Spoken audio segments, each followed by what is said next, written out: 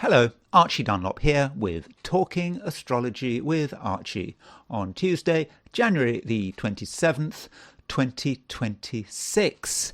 So, the big news at the moment is this shooting in Minneapolis. So, Alex Pretti was a 37-year-old nurse, and he was shot while being involved in a demonstration against these sort of ICE roundups and deportations, and it's a big story, and it does seem that the border agents who killed him, were being heavy-handed, but we do have an opportunity to look at it in a different way. We can look at the astrology of the situation. We can look at what was going on astrologically at the time of the shooting, and we can also look at the horoscope of Alex Pretti, because it does seem that we do have a date of birth for him. But when we do that,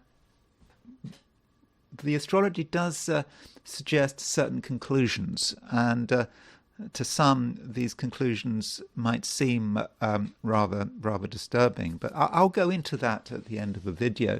And what I want to do now is just look at the astrology and the I Ching for today, which is Tuesday, January the 27th.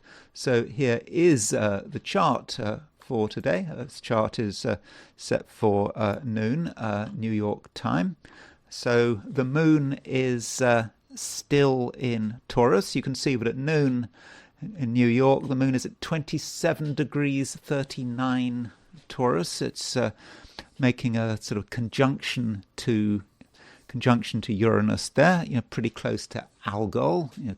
Algol is a rather difficult fixed star, the head of the demon. It can be associated with Medusa, and so Uranus is quite close to it, and so is the moon. So that might say something about the overall environment in which we're living. But there is a good side to the moon in Taurus. I mean, it is in an earth sign. It's exalted in an earth sign, and it's the only sort of personal planet, so indeed social planet as well, in an earth sign. So Uranus, of course, is a transpersonal planet. So that moon in Taurus could create some stability, but it can be quite stubborn, particularly when it is conjunct Uranus in Taurus. That can be really quite willful. Though, the moon doesn't stay in Taurus forever. And London time, the moon moves into Gemini at 5 to 9 in the evening. So if you're in Paris or Berlin, it would move into Gemini at 5 to 10 in the evening. So, right at the end of the day in Europe and Africa, you get this sort of lunar sign change. And there's probably parts of the Middle East, I think, in Israel, just before midnight, I think.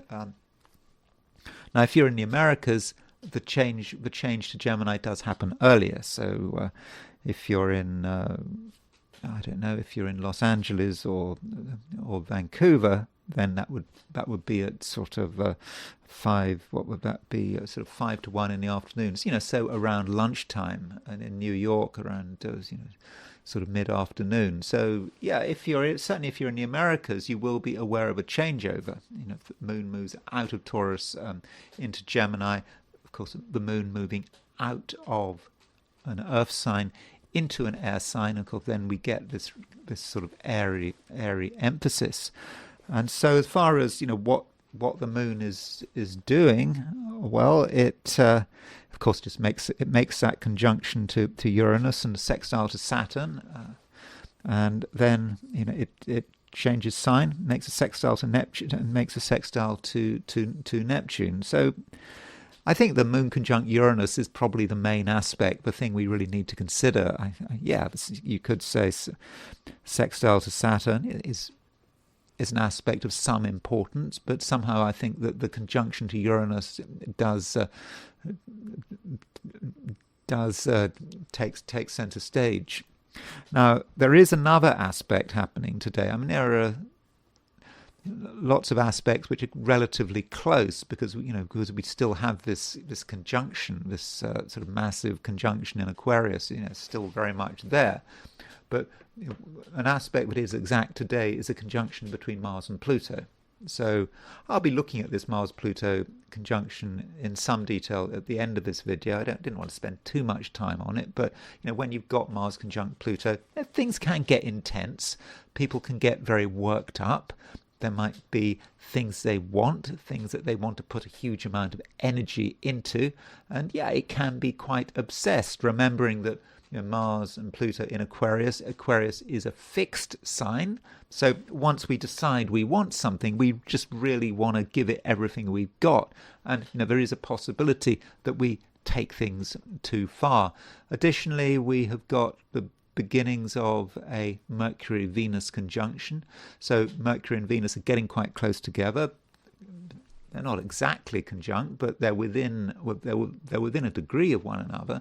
So Mercury and Venus together, it's a conjunction that I think is very creative. I do like Mercury-Venus aspects. It is about talent, ability, and in Aquarius, it can also be very original, doing something that maybe hasn't occurred to anyone, and being really quite sort of independent-minded. So, if you're an artist in any way, shape, or form, I think that the Mercury-Venus conjunction could be useful. Now, we do also have Moon sextile Jupiter at the beginning of the day. I mean, it is really is at the beginning of the day. So maybe if you're in the Americas, you're not going to really feel it. But we do have the Moon in Taurus and Jupiter in Cancer. So there's a certain sympathy between Moon and Jupiter in terms of a sign, for most of the day. But I think certainly in the Americas, it's going to be a pretty minor influence. So let's look at that chart, or rather look at the planets from a perspective of Sydney, Australia. So if we set the chart for noon in Sydney, then the moon is going to be earlier in the sign. Moon is going to be at 18 degrees Taurus. And at moon at 18 degrees Taurus does pick up on the sextile to Jupiter. And so if you are in Australasia, then you can get the full force of that moon sextile Jupiter. And moon sextile Jupiter is a fairly sort of fortunate aspect. You don't have to worry so much about the moon conjunct Uranus until later in the day. So it may be in Australasia that things move. The moon is a long way from our goal, at least during the central part of the day. So it may just be a day where things are flowing, and you don't have to worry about too much. And then there is the heliocentric view, putting the Earth at the center, the Sun at the center of the solar system. So sort of heliocentrically, we have Mars moving into heliocentric Aquarius. So we have Mars-Pluto conjunction. We have that geocentrically. We also have it heliocentrically, and in fact we seem to have Earth. Sorry, we have we have Pluto on the Earth-Mars midpoint. That sort of opposition is sort of still kind of there, and with that configuration, it probably just tells us stuff that we already know. So these are dramatic times where people are taking things very, very seriously, and there just is a general sense of intensity. And additionally, Mars is making a trine to Uranus. So Mars has just gone into Aquarius. Uranus has just gone into Gemini. This is all heliocentric, by the way. And so Mars trine Uranus. It's quite a dynamic, active aspect, but it's a trine, and so things can happen. Things can happen that we weren't necessarily expecting, and we don't have to use too much energy, too much force to perhaps create dramatic results, provided what we're doing is in accord with the wider collective. And we can actually see another configuration going on, because we've got a Saturn-Neptune conjunction here, and so Mars is sort of making the trine to Uranus, and then it's moving on to sextile Saturn and Neptune, and that aspect is, I think, quite important, perhaps. And we've got Saturn moving on to the Mars-Uranus midpoint. I think we've had Saturn on the Mars-Uranus midpoint in geocentrically, and I think that can be difficult. Saturn on the Mars-Uranus midpoint. Well, Mars-Uranus can be about just things happening, perhaps things happening of a quite violent nature, and Saturn is just having to deal with the consequences of it all. So that's the broad astrological picture, and now I want to look at things from a perspective of the 12 signs. So these are my forecasts for the 12 signs for today, which is Tuesday, January the 27th, 2026. Aries. Well, Neptune is very much in your sign, and I hope you're enjoying it, appreciating it. I mean, I think that now that Neptune is in your sign, just do remember that you have a responsibility, as you are perhaps aware if you looked at my video for Monday. I'm not entirely convinced that we should see Neptune in Aries as anything confusing. We should instead see it as a pointer. Neptune is a pointer. It's in Aries. People want dynamism. They want leadership, and if you are able to be dynamic and show leadership, this is going to be very much appreciated. And you might say, Aries, that now that Neptune has moved into your sign, that you are in accord with the wider collective. And so if you want to be an impulsive Aries, then it might be appreciated. There may be no limits to it, as I kind of like to remind you. Otto von Bismarck, the Chancellor of Germany in the sort of 1860s, he became, and beyond, I think he became Chancellor, or really took central stage in German politics in the 1860s, and unified Germany and so on. Yeah, he was an Aries, and he really became prominent when Neptune moved into Aries. So perhaps Otto von Bismarck can be something of a role model. And if you've got something to contribute, if you've got something to say, then Aries, now is your chance. And I do think that you have things to say, very much. I mean, you've got things on your mind. There are some things that perhaps aren't good enough, and if that's the way you feel, then I think it's important to express it. And there is no harm in showing leadership. This is not just a comment about the broad period of Neptune moving through Aries over the next couple of decades. Well, certainly until 2038. It's also about today and tomorrow as well. Especially once the moon moves into Gemini, because the moon starts the day in Taurus, but if you're in the Americas, certainly then the last half of the day the moon is in Gemini, and it's making when it moves into Gemini, it will start making a trine to Mars. So this might be a chance for you to really really express yourself. And additionally, we have a conjunction between Mars and Pluto. Now, this Mars-Pluto conjunction has been brewing for some time, and now it's exact. Okay, it might be exact tomorrow, it might be exact today. Kind of depends on your time zone, but it's powerful. It can make you powerful. You can get everyone's attention. You can be in focus. People can watch what you're doing. People can perhaps follow your example. And Aries, if there is something you want with Mars conjunct Pluto, then I'm confident that you can get it. You really can. And why will you get it? It just might be sheer willpower.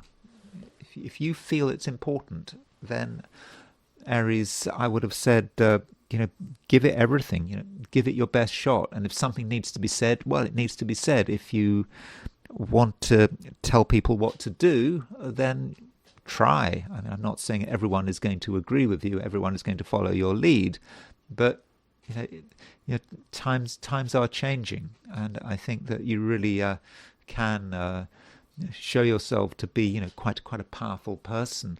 Now, as far as sort of more mundane matters are concerned, it is true that the moon is moving through Taurus for much of the day, perhaps even all of the day if you're in Asia, Australia, New Zealand. But while the moon is moving through Taurus, while it's making a conjunction to Uranus, it's possible, Aries, that there may be things of a financial nature that need to be attended to, or something might happen financially, or you might become aware of something that might be slightly troubling, and in that case, just attend to it, and don't look away.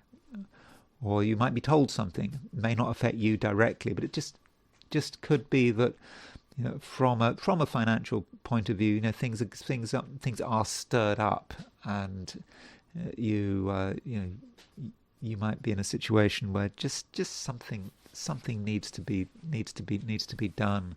But I mean, I think that's a small detail. I think the main thing to say about today is, Aries, that you are powerful, and when you're with people, I think that your presence can really make a difference. So it's probably a good idea, not to be shy, and certainly as you move into tomorrow. I mean, it's all part of the same movement. So today, tomorrow, moon moving from Taurus to Gemini, still having at Mars conjunct Pluto, being exact both today, tomorrow, Tuesday, and Wednesday. So perhaps you need to think about how you're going to impose your will on everyone around you over the next day or two. But of course, you've got to do it in the right way, and you've got to be ethical about it, and you've got to be thinking about what is right, not just for you, but for the rest of society. But being an Aries, I think you can be quite ethical, and you have a sense of a sense of justice, and if something is wrong, you're certainly able to sort of raise your voice. So it's a time for you to be seen and heard, and I think that people are going to, in most cases, follow your lead. Taurus. One aspect we have today is a conjunction between Mars and Pluto. So this Mars-Pluto conjunction is exact today and tomorrow, and it's in Aquarius. And being in Aquarius, it really says something about what you want and your ambitions, and it may make you really very focused on the things that are important. Some things might be important to you, and you might feel they're worth sticking your neck out for. So if you want to, for example, make a dramatic presence or a dramatic entrance, then I think you can, and it will be very clear, Taurus, that you mean business, that you're a serious person, and if there's something you want, then you can really give it everything you've got. So do take advantage of this opportunity, and this opportunity. I mean, I've been talking about it for some time, but it's just when we've got all of these planets in Aquarius, it's so important that you make the most of it, and that this is your time. This is perhaps your time of year, and so really think about what it is that you want. What it is that you want to put into action, and if you have a vision about how you'd like things to be, then Taurus, you can go with it, and because Taurus is a very stubborn and persistent sign. And I think with all these planets in Aquarius, I think that your persistence can really make a big difference. Now that sounds a bit harsh, I know, and it's not just about harshness. I mean, Okay, I know that we've also got Moon. We've also got Moon in your sign. We've got Moon in Taurus making a conjunction to Uranus. So, yeah, with that Moon-Uranus conjunction, there is no doubt that you can make an impression, and you can change things, and you can upset things if you so wish. But we additionally have Mercury starting to make a conjunction to Mercury making a conjunction to Venus is getting pretty close. Mercury is about 12 degrees Aquarius, Venus at 13 Aquarius. You're getting closer and closer, and in a day or two's time that conjunction will be exact. I mean, it's pretty exact now. And as I was saying in the introduction to this video about the Mercury-Venus conjunction, it can be very talented. It's about what you do well, and furthermore, you can communicate what you do well. So if you've got an ability, people need to hear about it. And okay, even if they don't hear about it, then they need to actually see it in action. So now might be a time to demonstrate what you're good at. And Mercury Venus does have an artistic touch. So whatever you're doing, you can do it with flair and imagination. So I think that does look pretty good. Now, as far as your work is concerned, if you're working, I know some of you don't work. I mean, there are different ways of looking at it. In general, with all these planets in Aquarius, I think it's pretty good as far as you're concerned in terms of projecting your ambitions.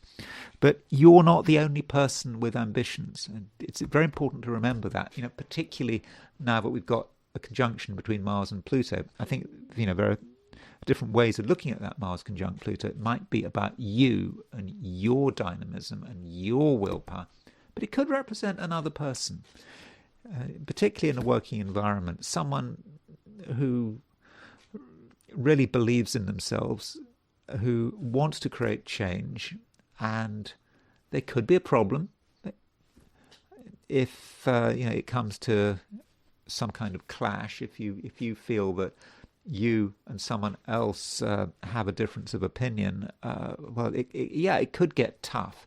So it's important that you recognize the strength of other people, in particular the strength of other people's will. Now, I've talked about your willpower. Certainly you've got a lot of willpower, but other people have willpower as well. Other people want to get things done. Other people have agendas. And other people are capable of being manipulative. Now, yeah, sure, you can give as good as you get, but at the same time, you just need to understand the dynamics, the social dynamics going on today. And there are people out there who really, want to be taken seriously. Gemini. The main aspect today is probably a conjunction between Mercury and Venus, even though that Mercury-Venus conjunction is not actually exact today. But Mercury, of course, is your ruler. It's in Aquarius. Mercury is well placed in Aquarius. Especially now, Mercury is moving away from the Sun. So when Mercury gets too close to the Sun, it can just be rather sort of overwhelmed, but now it's moving towards a conjunction of Venus. So you're feeling better about yourself. You feel better able to tell everyone what's on your mind, and you can be quite firm in terms of your opinions. And so if you believe something is the case, I think that you're certainly going to be able to hold your own. Also, Gemini, remember that Mercury rules the air signs by night. Saturn rules the air signs by day, and this might mean that overall, over the next couple of weeks, you may be on better form during the hours of darkness than during the hours of day. Somehow, when the sun sets, you'll just feel better. And I'm not suggesting you're a vampire, but it's just a time when you can be more focused and you can concentrate on the things that matter, and you're going to also sort of feel sort of more comfortable, and additionally more capable. And as far as the Mercury Venus conjunction is concerned, it is a great aspect. It can certainly bring your abilities to the fore, and it also says something about your imagination. At the moment you have quite a powerful imagination. There are a lot of things that you are thinking about, and you're quite flexible. You can move from sort of one thing to another, one idea to another, and you can see what's happening around you and what it means to you. And in general, Gemini, you're quite curious, and you want to know what's happening. I mean, Gemini is a curious sign, but it's okay to be curious. I know sometimes that curiosity killed the Gemini, but I don't think right now. I think that if there's something that seems interesting, then find out what's going on, and also don't be tied to any particular view of the world. You might think you've got everything sorted out, but that's not necessarily the case, and you look at things from a different point of view, and that just might open a whole new world of experience and possibilities for you. And so be ready to experiment, to try things which are new, but obviously you've got to be reasonable. You can't try everything if it is dangerous. It's not about taking risks. It's more about just expanding your worldview, and I think that this is what you can do, and you can bring this new ever-changing worldview down to earth, and you can sort of make it part of who you are and part of your self-expression. And to begin with, it might be quite a private process. While the moon is in late Taurus, there's nothing you have to talk about, there's nothing you have to demonstrate, and it's only when the moon moves into Gemini, which takes place, well, this evening if you're in Europe and Africa, sort of lunchtime this afternoon if you're in the Americas, whenever it does happen, the moon moving into Gemini, that means that you can really start to assert yourself, and you can be more open. But so while the moon is in Taurus, perhaps there are things you need to work through. You don't have to tell everyone what you're doing, but when the moon moves into Gemini, you can really show the world who you are, and you can perhaps talk freely about the things that are important to you. And so that moon in Gemini and what it means, the fact that we're going to have 6 planets in air signs, that's something I'll talk about in my video for tomorrow, Wednesday. Cancer.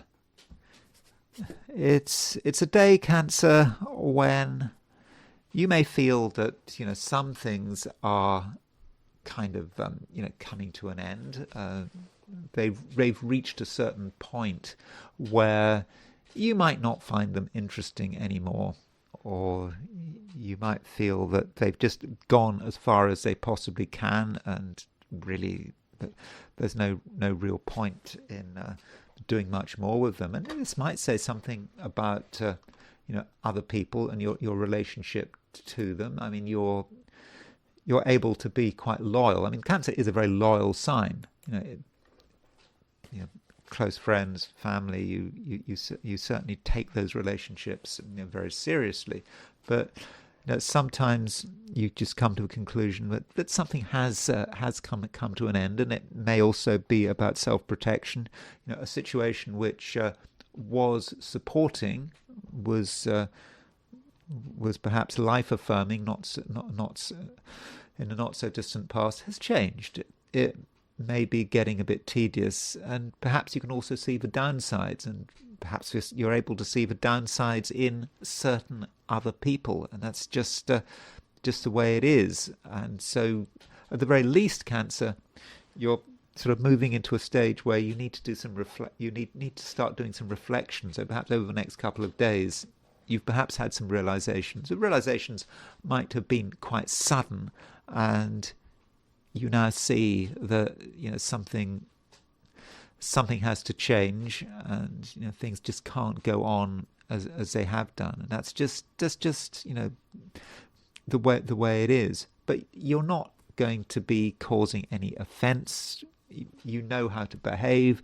You know how to present yourself in public. You can come over as being someone who is calm and reassuring, and particularly if you're in Australia or New Zealand, because if you're in Australia or New Zealand, we've got the moon making a sextile to Jupiter, also sort of East Asia, so you can really use that sextile. That sextile is going to sort of help you present yourself as a calming but rather interesting person. If you're in the Americas or Europe, maybe that moon sextile Jupiter won't be quite so powerful, but it's still there. It's still a possibility. But you're beginning to realize that things are perhaps moving on, and that a change is required. And in terms of reflection, we shouldn't forget that Neptune has just gone into Aries. I don't know whether you're feeling Neptune in Aries like right now. It's a very broad trend. Remember, Neptune is going to be in Aries until the late 2030s, so it's not like you have to do anything about it right now. But if you think about your ambitions, what you want to achieve, what's important to you, you may be starting to feel it. Even if you're not feeling it directly, you just may notice things that you hadn't noticed before, and those things that you notice. Okay, you don't have to respond immediately, but they may tell you something about the future. They may relate to the shape of things to come, and you are becoming aware of that. And so if you're starting to get insights about your future direction, listen to those insights, and it won't be long before they become really quite powerful. And maybe you'll have to wait until the moon goes into Aries, which is a long time. I mean, the moon goes into Aries in nearly a month's time, but maybe when the moon makes that conjunction to Neptune, I don't know, when would that be? Sort of sometime in late February. That may be when it, for the first time, it really starts to come together. But that is a note for the future.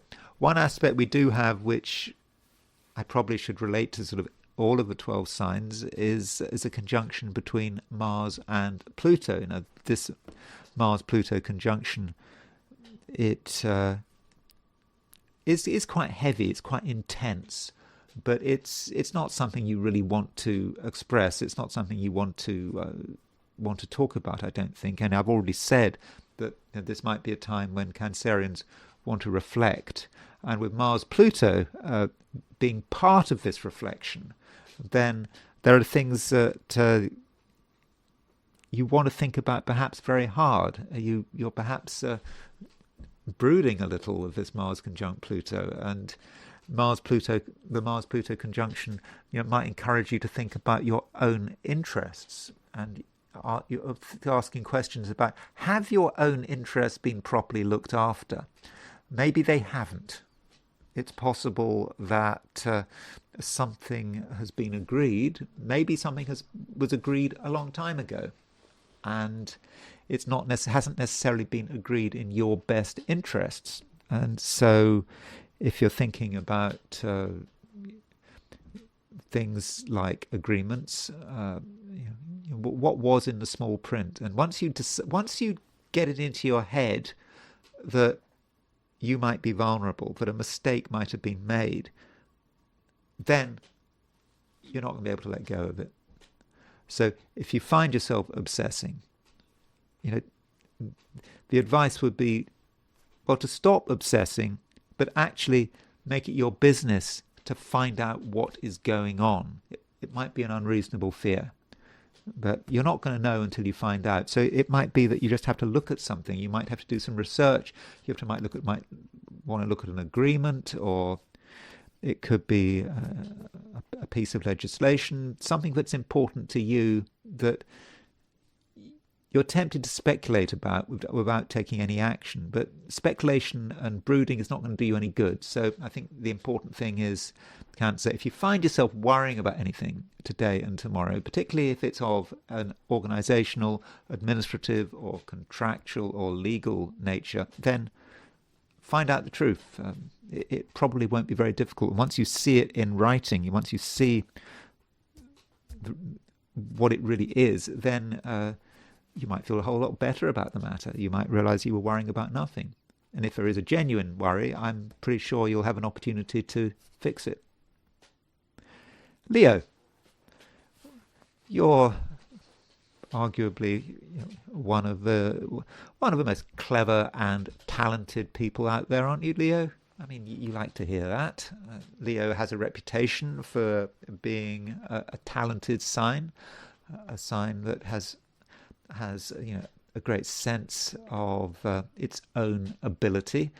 And yeah, that might sound a bit egotistical, but we need egos. I mean, the term ego, has a bad reputation. But if we don't have an ego, of course, we completely fall apart. And I think that's sort of a lesson one kind of learns quite early in one's astrological quest, whatever. I think I remember going to an astrology class. The teacher was quite sort of serious, and I think I was talking about egos, and I was talking about egos in a rather dismissive sense, and how it's good to let go of your ego and so forth. And I remember getting quite a sharp reply saying, people who let go of their egos, they basically become mad. And so that's always something to bear in mind. So there's nothing wrong with having an ego. You need an ego. And, right now, Leo, you can be very proud of what you can do, because, you can do it well. But just because you can do something well doesn't mean that you have to sort of float off on your own, or think that you don't need anyone's help. I mean, I think that you are going to be most effective, Leo, when you are with other people, when you're in a position to share what you know, when you're able to talk about what you can do. Because if you keep something to yourself, then it's of limited value. So it just could be that other people are the catalyst. That on your own you've got an ability that is just dormant, but with the right people, the ability does just become very clear. So you really do what you can to make an impression. And I think that you could be helped by the fact that the moon is making a conjunction to Uranus. Now, so moon conjunct Uranus, it might sound a rather difficult and unstable aspect, but moon Uranus conjunctions can be about making an impact, being in a position where other people actually listen to you, and they will listen to you. They can listen to you, and they might change their minds as a result of what you do and how you present yourself. In the process, you could cause a few shocks, but it's it's that kind of day, with moon conjunct Uranus, but not shocks in a bad way. Sometimes people need to just stop, listen, and think. And I think that you can be part of a process. Now, one aspect we do have is a conjunction between Mars and Pluto. Now, this Mars-Pluto conjunction, it's in Aquarius, in your opposite sign. So inevitably, that Mars-Uranus conjunction is likely to have something to do with other people, and perhaps it's to do with power and relationships. Who has the power? And it could be with that Mars-Pluto conjunction that someone is trying to assert themselves. It may be someone well, someone who's just arrived on the scene, but someone is wanting attention. So you want attention, Leo, for sure, and it's good that you should want attention.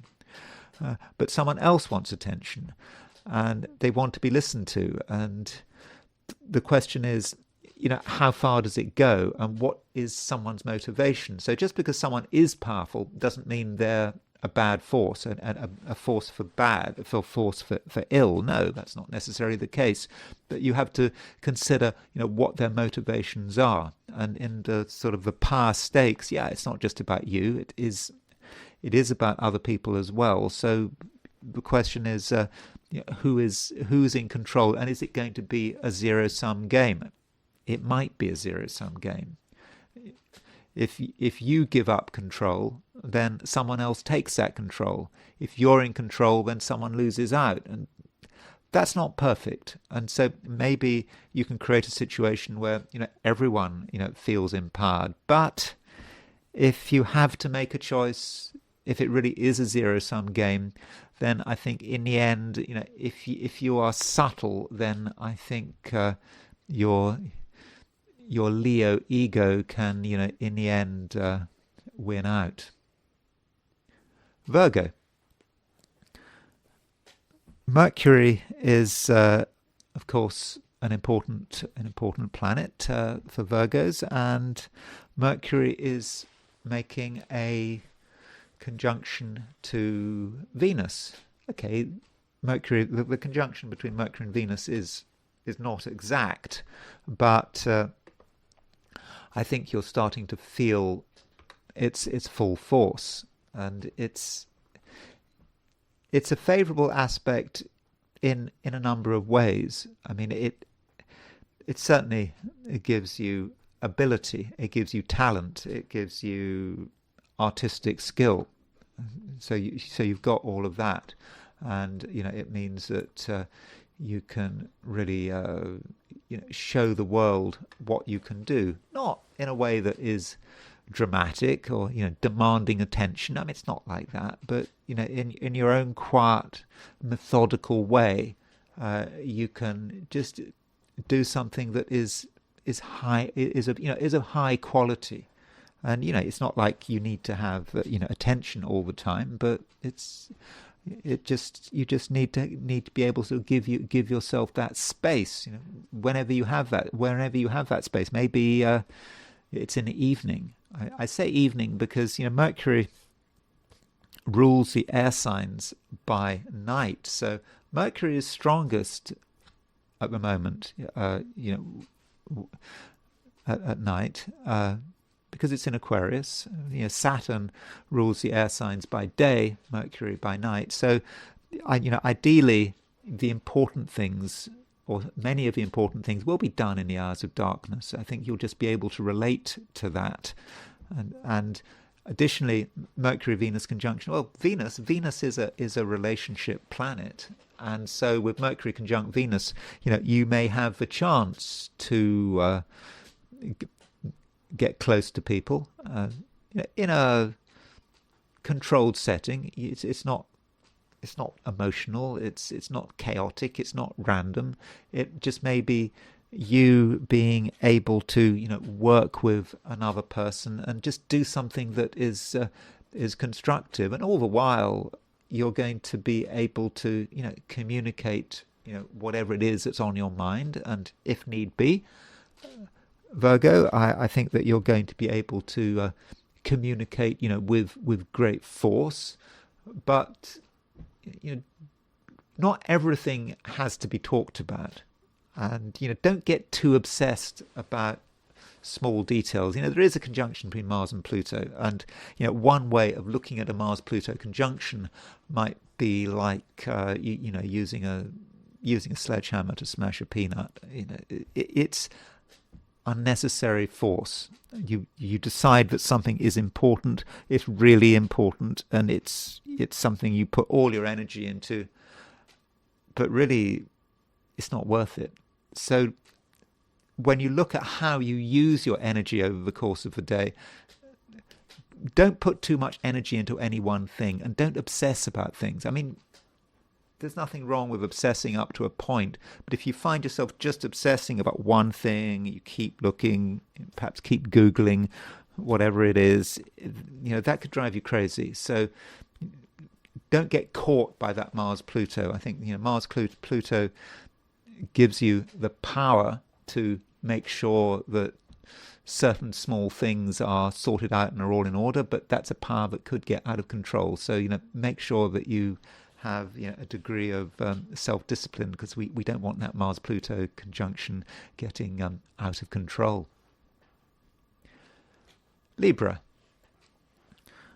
Right now, Libra, we have the moon moving through Taurus, and then it moves into Gemini, and the moon makes a conjunction to Uranus in Taurus, and it's not necessarily great while the moon is in Taurus. I mean, the moon has to be in Taurus. I mean, that's just the nature of things. And, while the moon is in Taurus, things just might seem perhaps a bit more serious than usual, but there could also be a certain sort of lack of satisfaction, that things aren't necessarily 100% going your way, and that things are slower, and your own emotional responses can't necessarily be avoided, and you do start hanging on to things that probably in an ideal world you should be letting go of. But on the plus side, the moon is not going to stay very long in Taurus. This evening in Europe, moon moves into Gemini. This afternoon in the Americas, it moves it makes that sign change.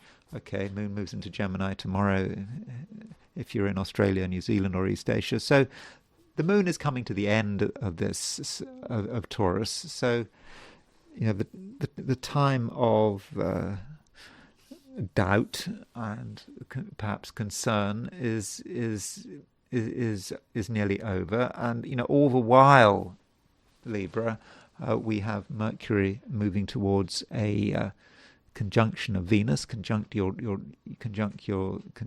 ruler, and it's taking place in Aquarius. So, Aquarius is a sign that you feel very comfortable with, and we've got the moon getting ready to move into Gemini, and so in spite of some of your misgivings, the overall situation is actually getting better. We are seeing real improvement, and you're able to be more broad-minded, and you can actually find something that gives you incredible satisfaction. What is it that is giving you incredible satisfaction? I do think that it's close at hand. You might still have your doubts, but it is coming into focus, and so you need to be ready to really make the most of it, and to be able to throw everything you've got into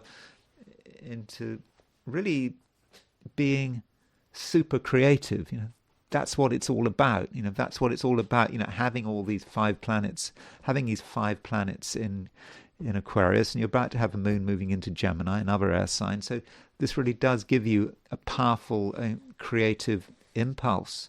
And one aspect we do have today, which feeds into tomorrow as well, is a conjunction between Mars and Pluto. Now, there are several ways of looking at this Mars-Pluto conjunction.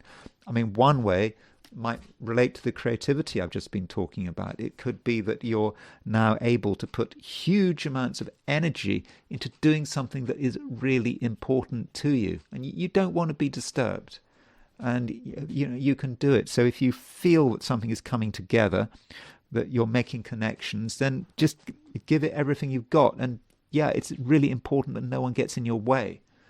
You might feel that you have to take into consideration other people and other people's demands, and you have to talk to them, you have to make them happy. You don't. I mean, this is actually a time, Libra, where it's okay to be selfish. You don't want to be confused by Neptune moving into Libra. I mean, by the way, I was looking at the comments on my last video. I think it's my last video, or perhaps it's a video before, and someone was a bit someone who was a Libra, was a bit concerned about Neptune moving into Aries, and perhaps they were worried about the possibility of deception here. Deception could be an issue, and I did mention that. But you have to understand with Neptune moving into Aries, this is a very collective thing. It's Neptune. It's not like every Libra is going to be affected all the time by Neptune moving through Aries. Yeah, you have to be aware of how relationships work. Any relationship, any person you meet, any person who is trying to get something from you. It just could be someone who makes a cold call trying to persuade you to give up a password. That could be Neptune Aries. So it's certainly a time not to be too trusting. And of course, Neptune does stay in Aries until 2038, but it's certainly nothing to worry about. Neptune always has to be somewhere. And with Neptune in Aries, it could be just say something about the kind of people one attracts every now and then. Neptune in Aries might be people who are not particularly grounded. Because Neptune's not just about deception. It can be about people who are maybe sort of otherworldly. They don't really have a sense of grounding. They might also be spiritual. So Neptune needn't be bad. So you could argue that Neptune, if you're a Libra and you've got Neptune moving through Aries, you may be attracted to spiritual, otherworldly people, gurus, priests, monks.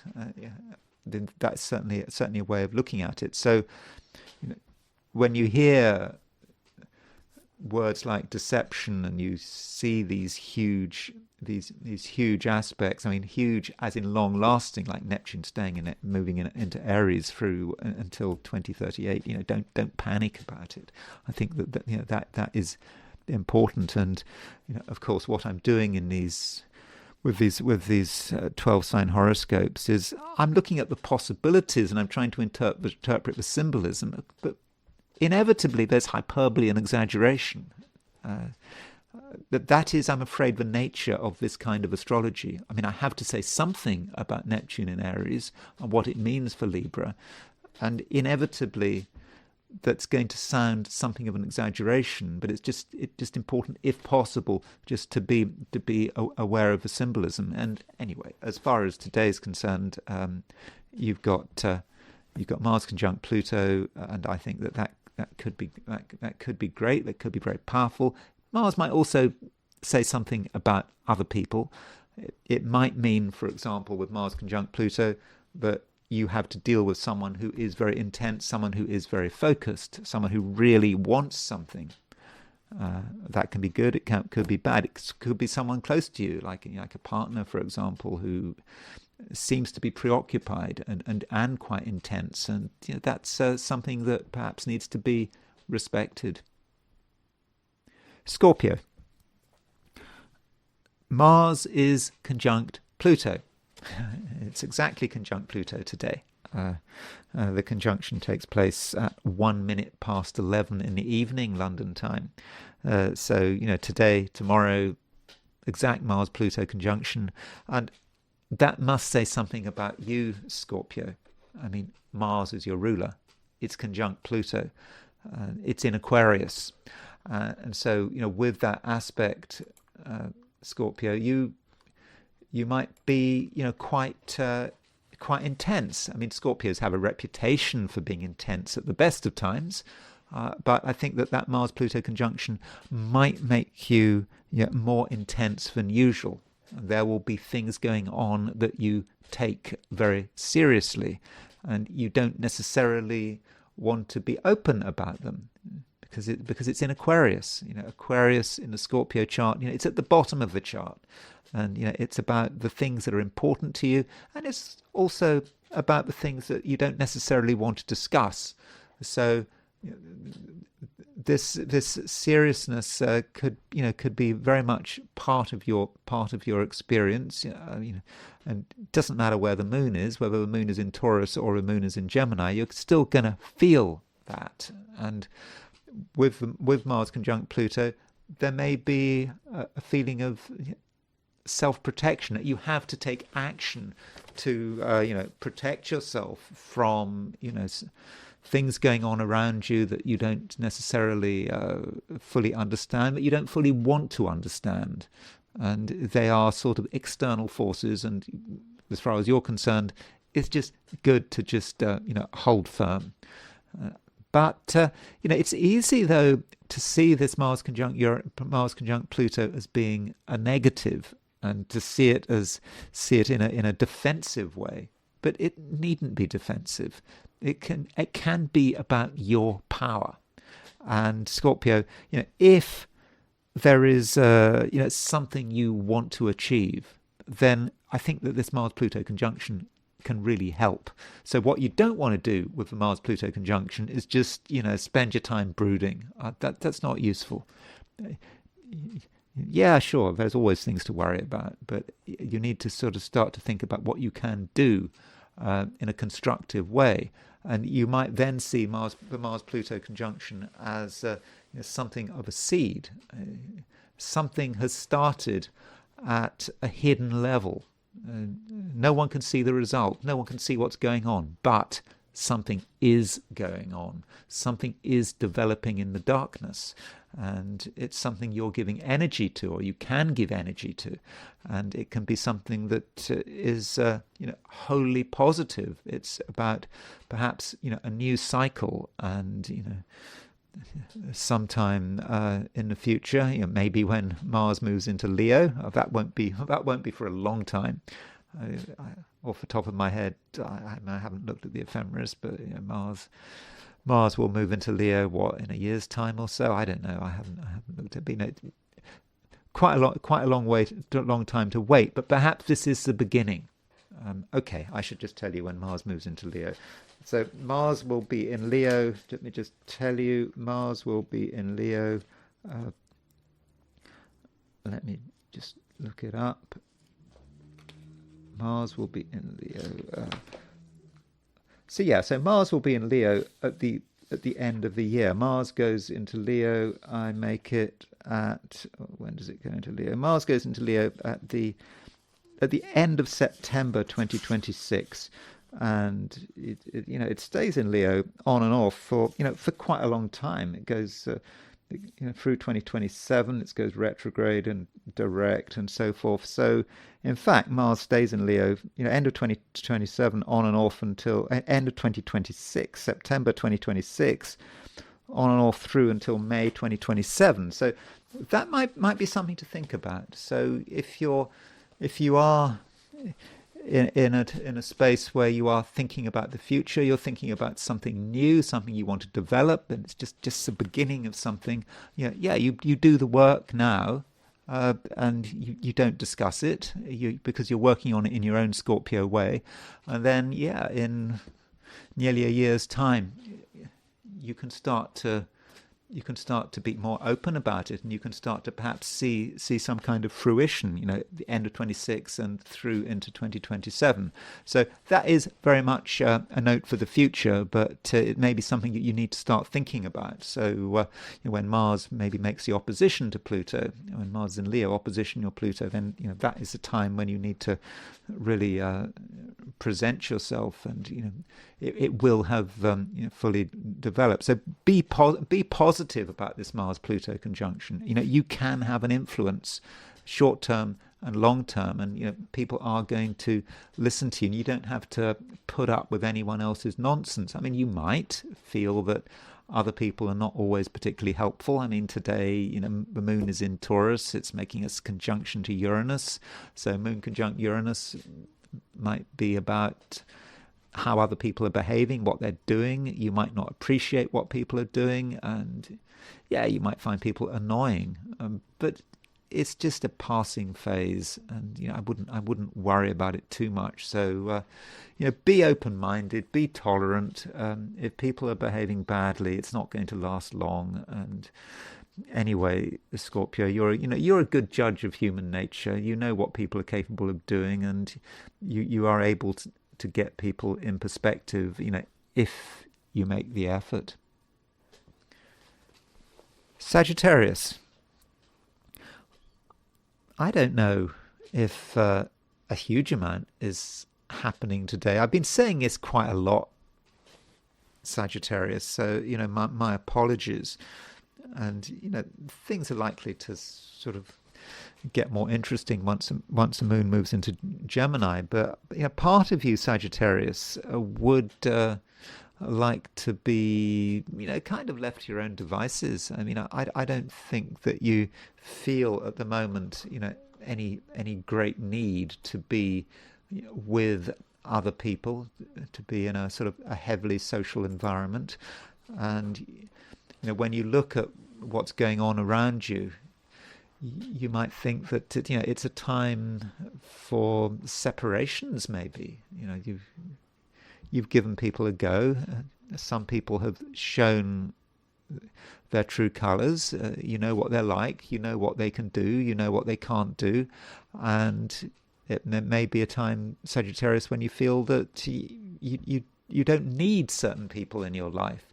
It may not just be people. It may be certain situations. And so, Sagittarius, it could be a time where you want to sort of streamline things. Maybe you've just taken on too much, or at least you feel you've taken on too much, and you want to sort of cut out stuff which is kind of it feels like it's not really doing you any good anymore.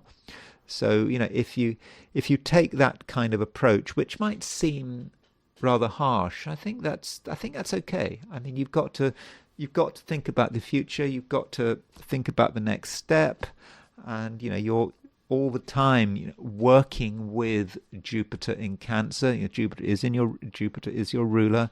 It's in a great sign in Cancer, and it's perhaps about you connecting with your fundamental intensity and your fundamental power. And it's not always an easy process, but it's a process that you need to keep going on with. And in terms of your power, you perhaps need to think about things that are holding you back, that maybe are reducing your power. And what might be reducing your power is just simply other people, the wrong people. It's not everyone is reducing your power, but some people. And that's why it might be a time, Sagittarius, to think about distance. What you need to do to distance yourself from certain people who have perhaps passed their sell-by date. I know, that sounds rather cruel. Though, at the same time, the Sagittarius, it is a time when you can really express yourself very well. It's probably not something you want to do. I think you'd rather keep your thoughts to yourself at the moment. But if you need to express yourself, then I think you can be pretty effective. And I think that you're going to be helped by the fact that there is a conjunction between Mars and Pluto. You kind of know what's important, and because you know what's important, that means that you can focus on that importance in terms of what you say and what you write, and you are able to really get to the point. And so you can be quite tough, but you don't have to be totally tough. And I've talked about you wanting to distance yourself from certain people, but it's not about distancing yourself from everyone. In fact, we have a conjunction between Mercury and Venus coming up, and this Mercury-Venus conjunction does indicate that there are certainly a couple of people who could do you the world of good. They can be a real positive in your life, and we're dealing with the kind of people that not necessarily especially emotional, but they're clever. They've got interesting things to say. Maybe they've even got quite unique things to say, and a unique view should never be dismissed. And so, as far as who is important in your life, focus on the people who are clever and independent-minded. Perhaps people like you. Capricorn. It's important, Capricorn, that you don't underestimate yourself. Right now, you have pronounced abilities. It's quite clear what you can do. It's also clear that you can do things really well. Okay, you can't do everything really well, but you seem to have certain special talents that are really coming to the fore at the moment. And, it's a situation, where you might be tempted to doubt yourself. You could say, oh, well, someone does it better. There's always someone that does it better. But no, in the situation you're in, you are perhaps the expert in certain fields. And so you need to be able to recognize that.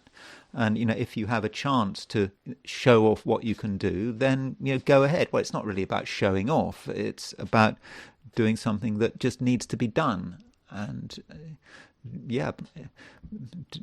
probably doing it better than anyone else can. And, the moon also is in Taurus for most of the day, perhaps all the day. And so, moon in Taurus, that is a great place for the moon to be in. It's exalted in Taurus, and it's making a conjunction to Uranus. And this conjunction between the moon and Uranus, might seem rather difficult because it's a bit unstable and perhaps surprising. But surprise, people sometimes need a surprise, and perhaps people will be surprised by what you are able to do. And the moon, having made the conjunction to Uranus, it makes a sextile to Saturn. So moon sextile Saturn, that really does indicate Capricorn, but things are really coming together for you, and you can show real talent, and so you can come over as someone who is special, who may even be indispensable. And additionally, with moon sextile Saturn, I think that means that your ability to get on with people is pretty good. I mean, you really know how to express yourself, and you have a certain amount of patience, and I think that's going to be appreciated. And wisdom as well. You don't underestimate your own wisdom. You have a perspective which is quite mature, and if you share that perspective, then I think that there are going to be people who are going to be able to really benefit from it. So I think that today is looking pretty good, and I think that you really have a chance to show everyone what you can do. Now, towards the end of the day, certainly in the Americas, and in the Americas, the moon does change sign. The moon moves out of Taurus, into Gemini. And, when the moon moves into Gemini, you might feel that certain things need to be looked at again. Maybe things had got slightly out of control. I mean, in a beneficial way. You can't be in control all the time. You have to allow things to get a little bit chaotic, but not too chaotic. But once the moon moves into Gemini, then that's a time, Capricorn, when maybe you can sort of restore some order. Maybe something had slightly got out of sync, and at the same time there may be a few sort of material and mundane issues that need to be worked through, but it's nothing you can't handle. And I'll be talking about that more when I do your horoscope for Wednesday. Aquarius. Right now, Aquarius, you have a great sense of your own power, absolutely, because there is a conjunction between Mars and Pluto at the beginning of Aquarius. So this Mars-Pluto conjunction is it's quite a heavy duty aspect. And some people might be slightly worried about it, but it's in your sign, and yet this is what you present. And Aquarius, it means that you can present yourself as someone who is powerful and is very capable. And additionally, don't forget your willpower. If you believe that something really is possible, then I think that you can make it happen. Through the sheer strength of your personality. And then you have to look at yourself from an outsider's perspective. How do you come across? You may come across as someone who is determined, as someone who could potentially be dangerous. I mean, I don't mean dangerous in a sort of physical way, but you're not someone who should be trifled with, and perhaps you need to talk up this impression to some extent. You know, if you come over as being a powerful person, if you tell yourself you're a powerful person, then in a way you become a powerful person, and there's not much you actually have to do, and that's it. But if you want to be powerful, you're probably also helped by the fact that Moon is in Taurus, a conjunct Uranus. You know, there are a lot of things that you are perhaps holding back. You're not revealing everything. Yeah, if you were to reveal everything, that would kind of make you less intense, and you don't want people to know too much about you. So if you can keep people guessing to some extent, then I think that is very much going to help. And at the same time, it seems that there's going to be substance here. It's not just about you projecting your power, or perhaps indicating that you're a wonderful person. I'm not saying that you're a wonderful person, just indicating that you really do have something to offer. It's not just a load of hype, because it does seem, Aquarius, but at the moment you really have the ability to do something important, special, that might show off your social abilities. Yeah, you have social abilities. I mean, Aquarius is a strange sign, because it's sometimes seen as a very sociable sign, because it's opposition Leo. Leo is all about the self, and Aquarius is about the outside. And that is a way of looking at Aquarius. I'm not sure if that's entirely true. I mean, Aquarius is a Saturn-ruled sign after all, and there is a sort of a heaviness and a distance to Aquarius, and it can be quite detached. But at the moment, I think that your social abilities are quite good, and at the same time, you can make it clear that there are certain things that you're very good at.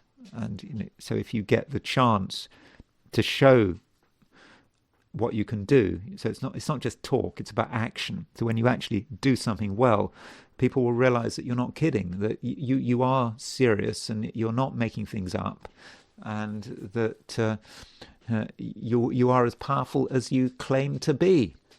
So really, Aquarius, I think it's a day when, to a great extent, you can get what you want within reason, but don't assume that you're going to get a completely clear path. I mean, some people have something to say, and if you hear someone talking, if you hear someone arguing, if you hear alternative views, then do listen, do account for those views. But just because someone is expressing views strongly doesn't mean that you should pay too much attention to themselves. You should at the very least hear them out. That's all you have to do. Then you might want to moderate your behavior. You might want to change your plans. I mean, you don't want to be a juggernaut with this Mars conjunct Pluto. There's a temptation to be a juggernaut. Just once you decide on something, just go through with it. And yeah, you can be successful. You can go through with it, but always consider an alternative view. And once you consider that alternative view, you might want to change your strategy. You might not. It'll be up to you. Pisces. We have still a lot of planets in Aquarius, and Aquarius is kind of the sort of the antechamber, isn't it? It's kind of the waiting room if you're a Pisces, because you're waiting for all these planets to move into your sign, but they're not quite there yet. So it might seem, Pisces, that it's a situation where there is a lot of potential, a lot of things that could be happening, but maybe they're not quite happening yet. And this could make you feel a bit tense, especially with the moon making a conjunction to Uranus. So, moon making a conjunction to Uranus, you kind of want things to happen. And you might find yourself saying things which kind of indicate a certain impatience. But, maybe you just need to relax and ask yourself, right now, do you need anything to be happening? And many Pisceans, if they're honest about it, will actually quite enjoy their own company. Ask yourself, how useful are other people? Do you need them? Do you need them to listen to you? Do you need their feedback? And in many cases, the answer may simply be no, you don't. And you've got everything you need. And I think that's perhaps something that's important to realize. You don't have to strive. You don't have to get something new, talk to someone new. You have everything. And if you have everything, then Pisces, your job is, simply to make the most of it. And in fact, if you have to worry about other people and what they're doing, well, then that's just going to make things more difficult for you. It could slow down. So you've got everything, Pisces, and right now you needn't be striving. I think that's not necessary, and it's perhaps just waiting things out. And the moon is about to move into Gemini, and when the moon moves into Gemini, I think it's going to be good when the moon moves into Gemini. But with moon moving into Gemini, you're going to become perhaps even more self-contained, and that's the way it should be at the moment. So those are my forecasts for the 12 signs, and now it's time to look at things from a perspective of the I Ching. So I asked the question, what is Tuesday going to be like for those watching the I Ching section of this video? And the first hexagram I got was hexagram number 16, which is contentment. Greg Winkup, in his translation of I Ching, calls this hexagram contentment. The Wilhelm translation calls it enthusiasm. I think contentment seems better. And when we're dealing with this hexagram, yeah, sure, there are things that we're enthusiastic about, things that, as far as we're concerned, it's good, things are working out. But enthusiasm is always a problem, because it raises a question as what exactly are we enthusiastic about? People love being enthusiastic. Great idea. It's going to be good. But what's actually going to happen? Maybe nothing. Now, when you introduce the idea of contentment, there is a passivity there. We're happy with the way things are. Maybe we're enthusiastic, but we also have to think about what's going to happen next. And that is the problem. There is a temptation here just to be satisfied with where we are now, like today or this 5-minute period. Things are okay now, so that's okay. But what if something is coming our way? What if something is on the horizon? What if we are aware that things are going to get worse? We might say, well, it's a long way away. It could, might not happen for days, weeks, months, years, whatever. But we can almost see, the dust on the horizon. We can see that things are not going to get better. So you might actually see in this hexagram a certain amount of complacency. That deep down we know it's not good, that something is going to get worse. But for some reason we don't prepare for it. I mean, it might be rather like being on the Titanic, just after it's hit the iceberg. Well, where would you rather be? In your first class cabin, if you were traveling first class, or in a lifeboat? Well, obviously you'd rather be in your first class cabin, at least from the point of view of the present. We're always told live in the present. Yeah, live in the present. Things are fine as they are. Well, let's not worry too much about the fact that the Titanic is filling with water.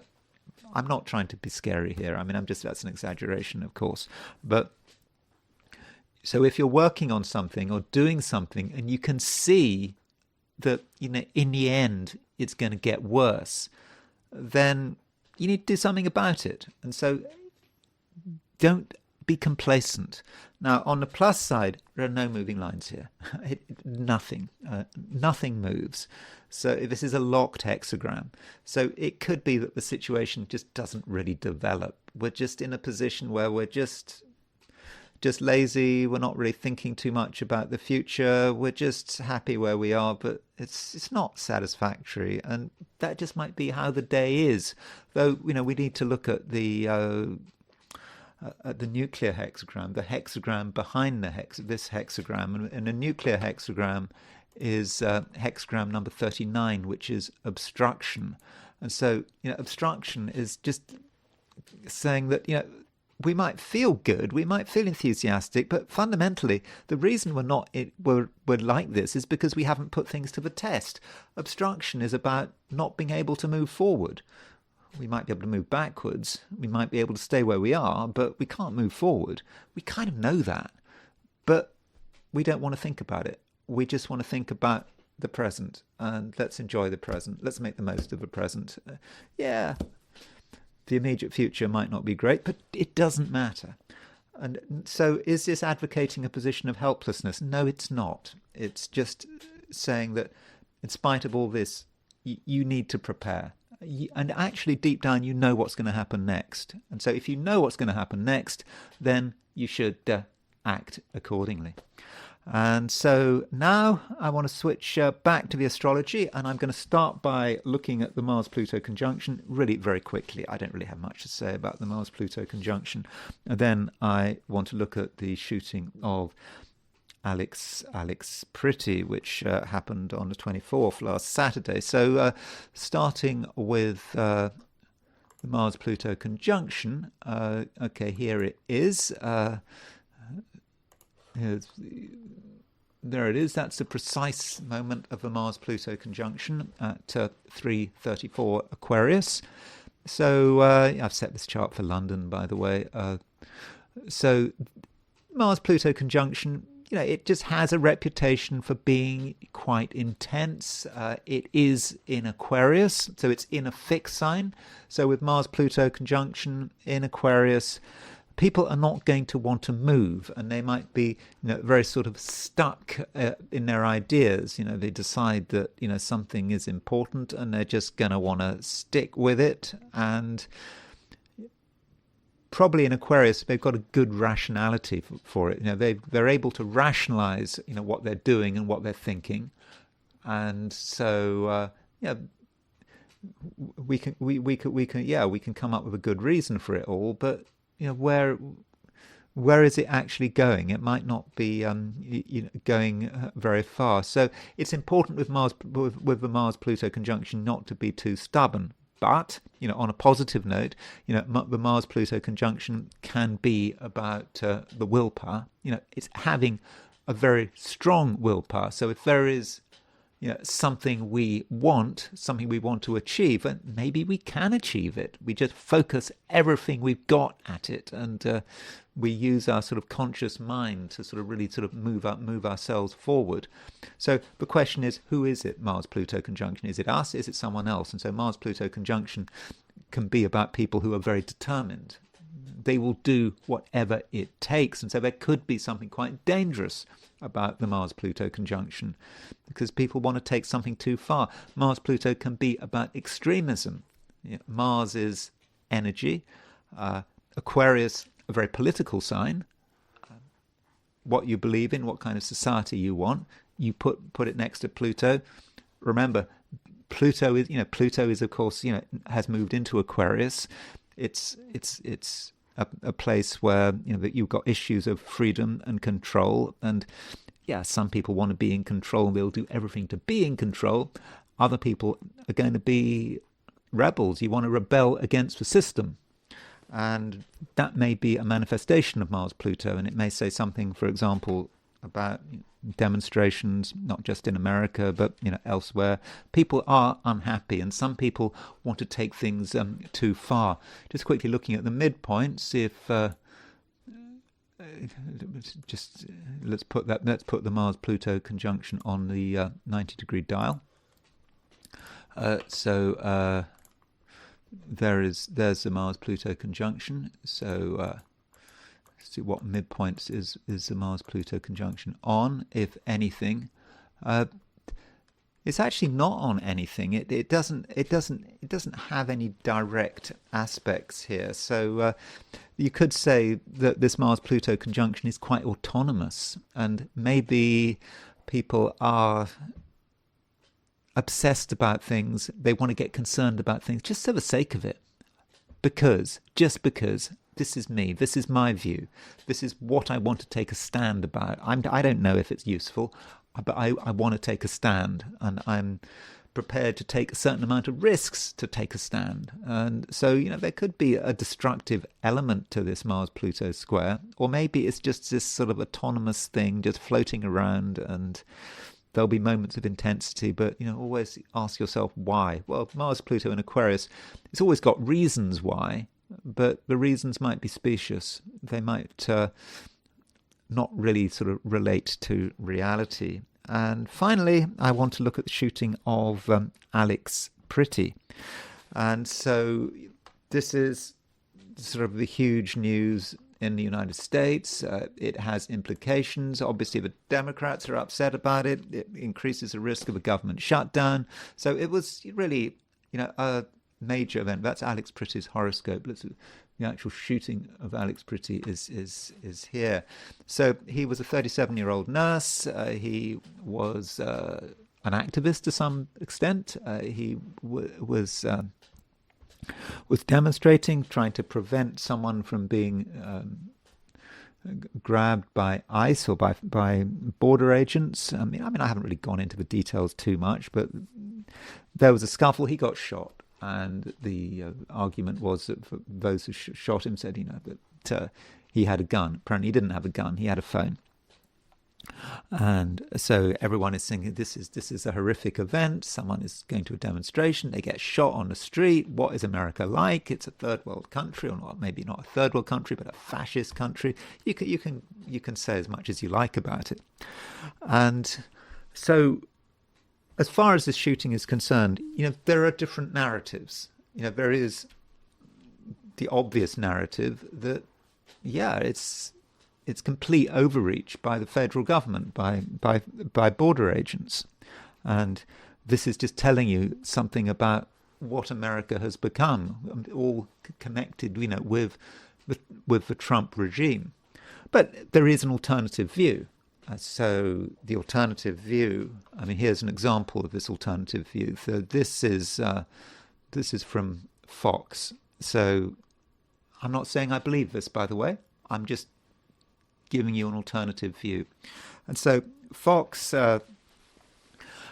had this webpage, and the title was The Far Left Network That Helped Put Alex Pretti in Harm's Way, Then Made Him a Martyr. The skirmish that led to Saturday's fatal shooting of an agitator by Border Patrol agents in Minneapolis and the response that followed were driven by a complex network of far-left organizations with a wide range of causes, a Fox News digital investigation found. A coordinated web of encrypted chats, street alerts and tracking of ICE abductors in a sophisticated database reviewed by Fox News digital shows that agitators were already mobilized at the scene where 37-year-old Alex Pretti was killed minutes before any shots were fired. I don't know about that. I'm just reading you what the article said. ICE and Border Patrol agents were there to arrest an illegal immigrant criminal, and Pretti and others were there outside a donut shop to meet them as part of a strategic pattern of organized interference with law enforcement operations. So that is a view. And the question is, does that view mean anything? I think I looked at the overall article. There seemed to be things in the article that were wrong, but that's the opinion. But notice this word martyr. I mean, there are a couple of words that stand out. Firstly, the headline, that made him a martyr. There are other words, the skirmish that led to Saturday's fatal shooting of an agitator. So it's describing him as an agitator. And then it's talking about some kind of web and of coordinated action to thwart what ICE were doing. But as far as martyrdom is concerned, so here is, I mean, martyrdom, is really, quite an important concept. And we need to remember that on Saturday, at the time of the shooting, Neptune was in Pisces. It was still in Pisces. And there you can see it. So this is the chart for the shooting, and Neptune was at 29 degrees 57 Pisces. Now, one theme of Neptune in Pisces is martyrdom. Pisces is about giving yourself up potentially for some higher set of values, and so it's kind of interesting that just before Neptune goes into Aries, you get this killing, this supposed martyrdom, and he is a martyr.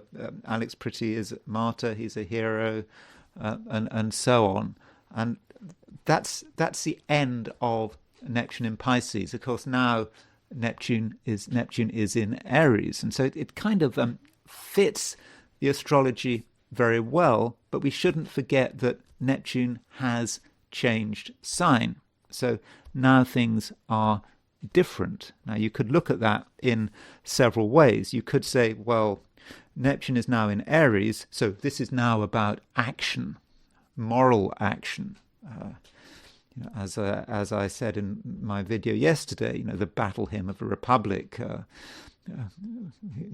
that sort of abolitionist song, which became an essential part, or not an essential part, but became part of the sort of the struggle and the ideological struggle that took place during the Civil War. And so the Civil War, Neptune, at the beginning of the Civil War, Neptune moved from Pisces into Aries in February 1862. And so this could be about some idea of sort of moral leadership that relates to the overreach of Trump and federal agents. That's certainly a way of looking at it, but you could also see it as the end of an era. So you could link what's happening now with Black Lives Matter and sort of the Gaza protests, and all very much Neptune in Pisces. But now things are changing.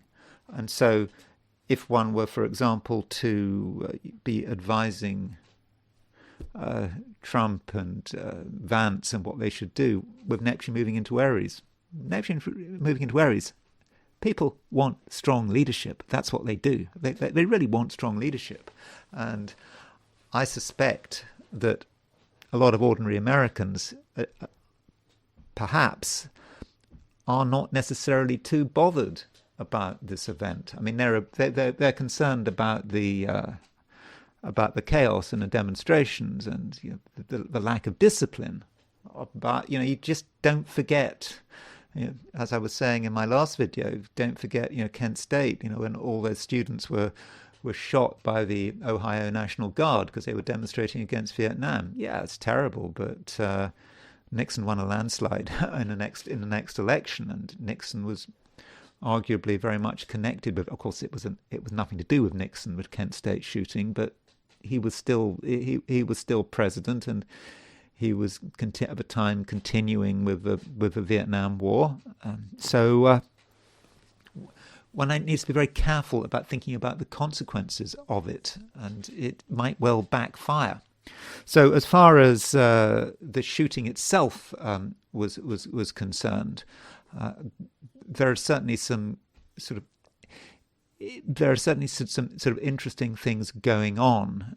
We have, and I'm really thinking about the Aries point. The Aries point, is always something to consider in astrology. 0 degrees Aries. It's the point where we look at the world at large. The Aries point is telling us, what is happening on this planet, and one thing we do have in terms of this Aries point is that we have Mars and Uranus on the Aries point. So let me just show you what I mean with this. So here is the dial. So if we put there's the Aries point, 0 degrees Aries, and you see there is Mars, there is Uranus. So Aries on the Mars-Uranus midpoint, indeed Neptune on the Mars-Uranus midpoint. Mars-Uranus is about anger, violence, potentially gunshots, and sort of Neptune on the Mars-Aries midpoint. We all get sort of caught up in it. It's hits the collective, and Neptune on the Mars-Uranus midpoint, you could say that some people are not being very careful with how they're using their firearms, but it just says something about the world in which we live. And it's not just Neptune. If you look at the Aries, we've got Mars and Uranus, a Mars-Uranus aspect on the midpoint. We've also got Uranus-Pluto, so that's a reminder that there's our Mars-Pluto conjunction, and it links with Uranus, and it links with the Aries point. So that really tells us, a lot about what's happening, and this is all happening just before Neptune moves into Aries. Now, if we've got the time right, it's often a good idea to look at the midheaven. So if we put the midheaven on the If we put the midheaven on the dial, we can see that the midheaven is on the Sun-Mars midpoint and the Mercury-Mars midpoint and the Mars-Pluto midpoint. So it's hitting a lot of aspects there, the midheaven. So it's really bringing this all together. So Sun-Mars as a pair is really quite violent. It really is violent. It's a very active energy, and you could associate that with gunfire. Mercury-Mars, you can think about all of the words and the dialogue and the narratives going along, and it's just very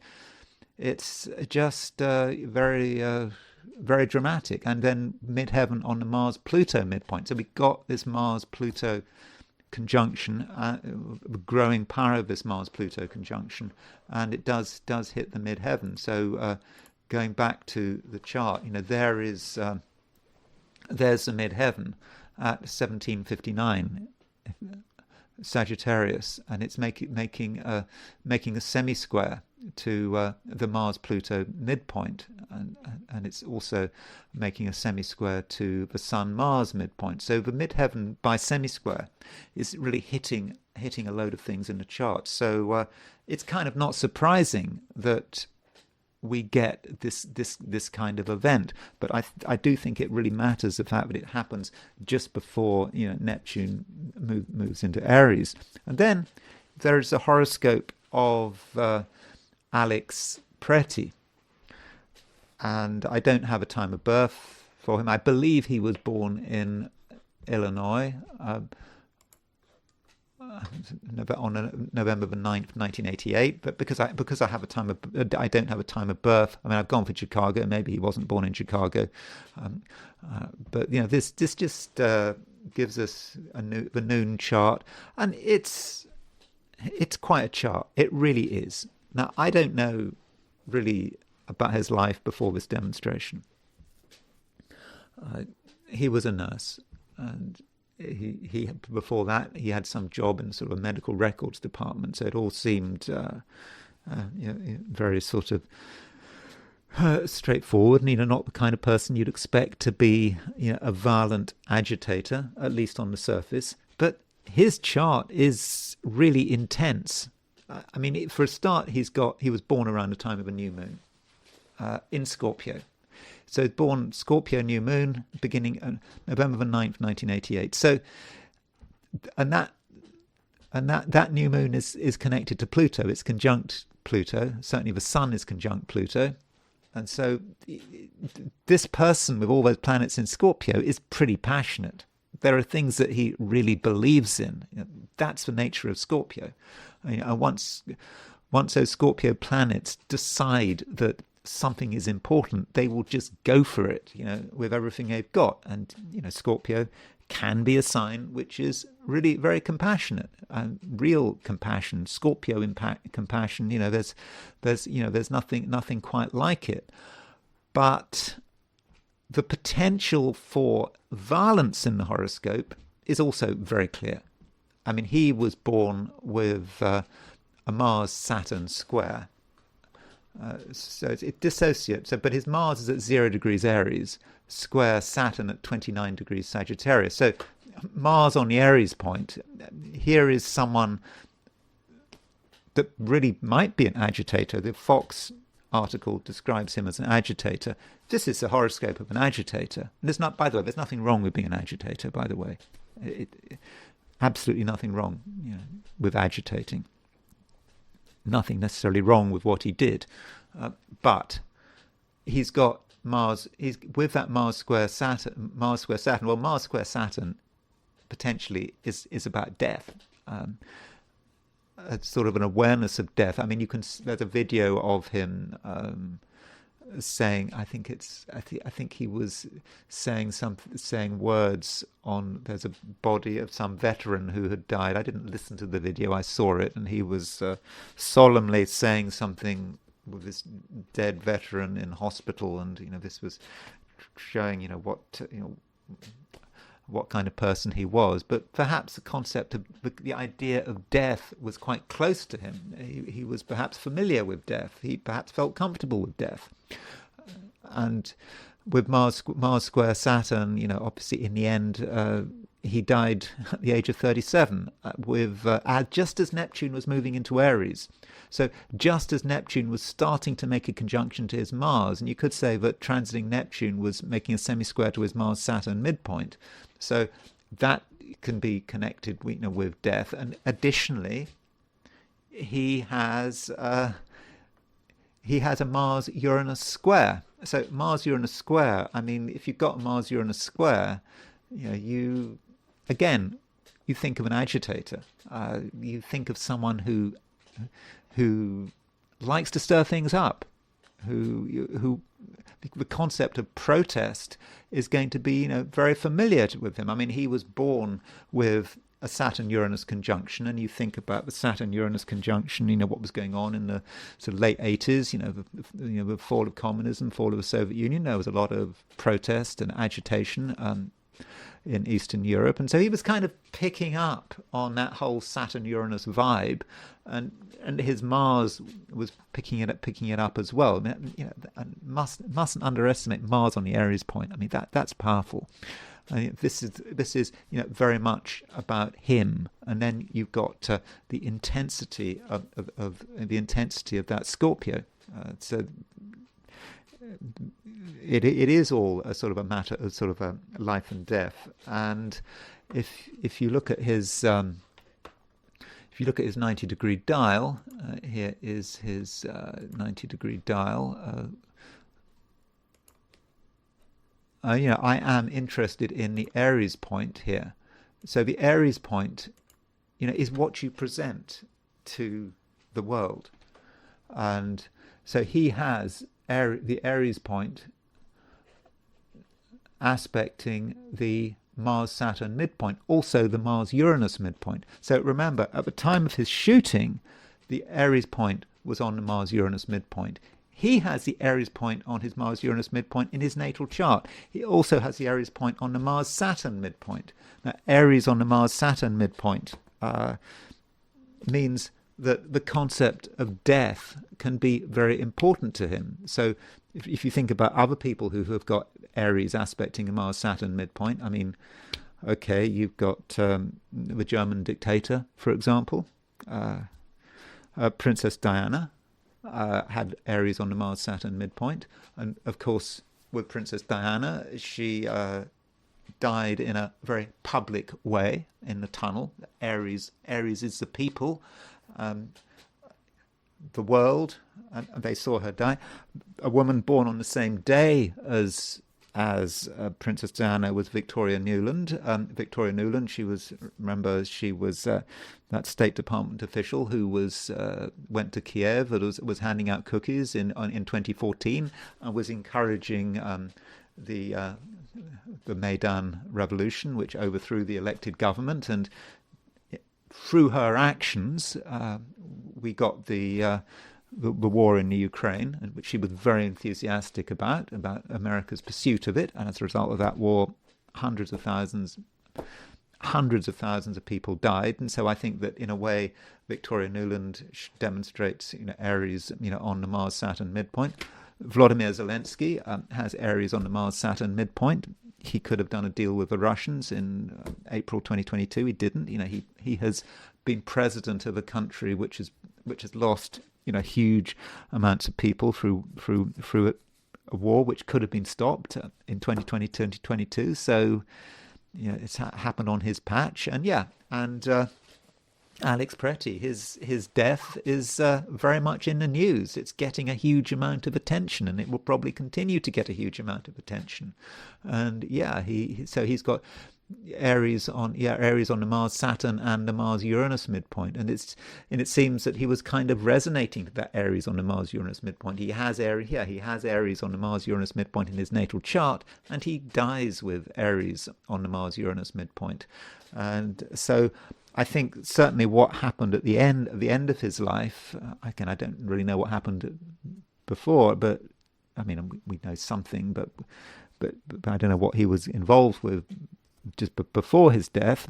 But the end of his life is very much descriptive of his horoscope.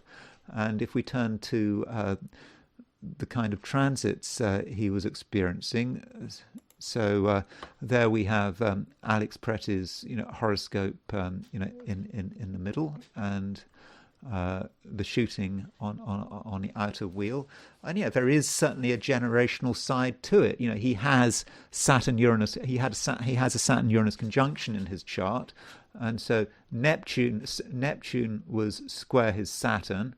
Saturn was square his Uranus. So that Saturn-Neptune conjunction was really picking up on his own Saturn-Uranus conjunction. So it sort of all sort of fits together. This is not the chart of some sort of innocent bystander who just sort of wanders into a dangerous situation.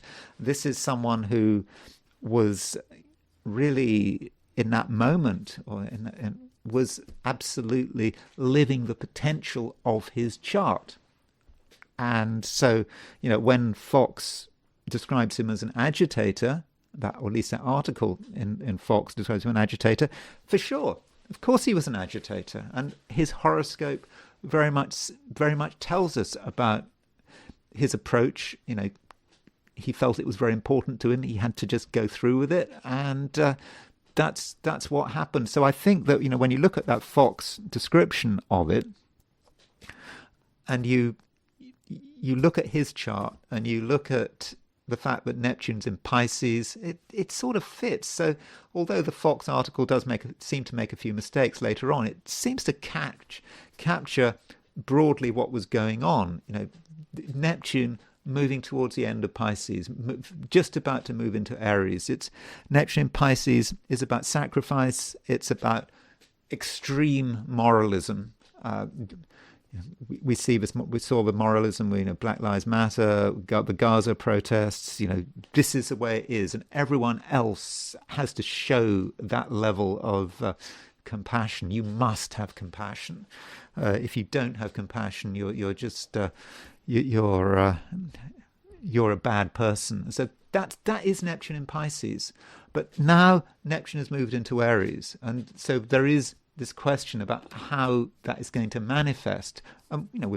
Perhaps with particular reference to the killing of Alex Pretti and the behaviour of ICE. Now, it could work in two completely different ways. One way would be that it just becomes part of a broader cause. Mine eyes have seen the glory of the coming of the Lord. Like with the battle hymn of a republic. That is when, in the beginning of 1862, when the Civil War became one of ideology. And of course, we are perhaps in America now, we are in a civil war. And so this might be part of a civil war. And, when you think about the Civil War, you think about, the Civil War needed its martyrs. John Brown's body and all of that kind of thing. So that's a way it could work. But it could work in the other way. It could just be, with Neptune in Aries, it's not just about the call for action. It is about someone showing extreme leadership. And you could say that if you're going to advise the Republicans, they've got to really embrace that Neptune in Aries and say, contrast the chaos of Neptune in Pisces with strong government and strong leadership. Yeah, you might say this is horrible leadership if you're a progressive, but it's still a kind of leadership that people are going to be looking for, I think, at the moment. So this transition to Neptune Aries is important, and my hunch is, I may be wrong, this is just my hunch, that what's going to happen is that ordinary American people, like they did in the early 1970s and the late 1960s, are going to look at protests on the street and sort of Minneapolis and so forth, and it's going to turn them off. And I think that could contribute to the Republicans actually being able to benefit from the situation. It seems a disaster for the Republicans at the moment, this killing of Alex Pretti, but I wouldn't be surprised if they can turn it round. And Trump in particular is very good at turning things round. And it is all about showing leadership. I somehow think that Vance has a role in this, but if Republicans can show leadership and they can contrast themselves with the chaos of the past, of all that sort of Neptune in Pisces, this is what it's all about, then I think that they could turn it round to their advantage, but we'll have to see. Anyway, that's all I've got to say for today. I hope you enjoyed this video. If you did enjoy this video, I'd be very grateful if you would to like it. If you're not subscribed, super grateful if you were to subscribe. If you want to buy me a coffee, there's a link in the description, and I will talk to you again tomorrow.